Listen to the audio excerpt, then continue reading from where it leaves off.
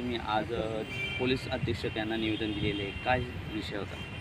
जळगाव शहरातील वाढत्या गुन्हेगारी व अवैध धंद्यांमुळे आज महाराष्ट्र नवनिर्माण सेनेतर्फे आज जिल्हा पोलीस अधीक्षक यांना आपण निवेदन दिलेलं आहे.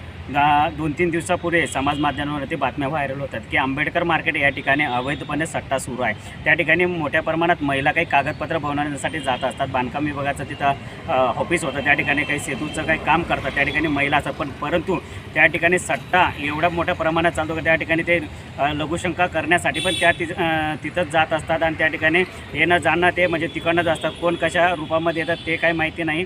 परंतु त्या ठिकाणाचा सट्टापट्टा हा कायमस्वरूपी बंद व्हायचा. हा फक्त आंबेडकर मार्केटचाच विषय नाही की रामानंद नगरचा जो घाट आहे त्या ठिकाणी जो घाटच्या बाजूला किनाऱ्यावरती ग्रीन शेड लावून ते बिनधास्तपणे सट्टा घेत असतात.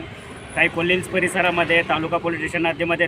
परंतु एक महत्त्वाची जागा अशी की जे गुजरात पेट्रोल पंप आहे त्या ठिकाणी उड्डाण पूलच्या बाजूला त्या ठिकाणी पोलीस निरीक्षक तालुका पोलीस स्टेशनचे यांची गाडी रोज ये जा करते. त्यांना त्या बाजूला दिसत नसताना हा आमचा मोठा प्रश्न निर्माण होतो. का तिथे ते कानाडोळा करून ते सरळ जात असतील की यांचं काही देवाणघेवाण त्या ठिकाणी सुरू असेल म्हणून ते त्यांना बोलत नसतील. तर आम्ही आता पोलीस अधीक्षक दिवरे साहेब यांना आम्ही निवेदन दिलेलं 10 दिवसाच्या आतमध्ये पूर्ण जळगाव शहरातील अवैध धंदे आपण तात्काळ बंद करावे, नाहीतर महाराष्ट्र नवनिर्माण सेना मोठं आंदोलन उभं करणार आहे.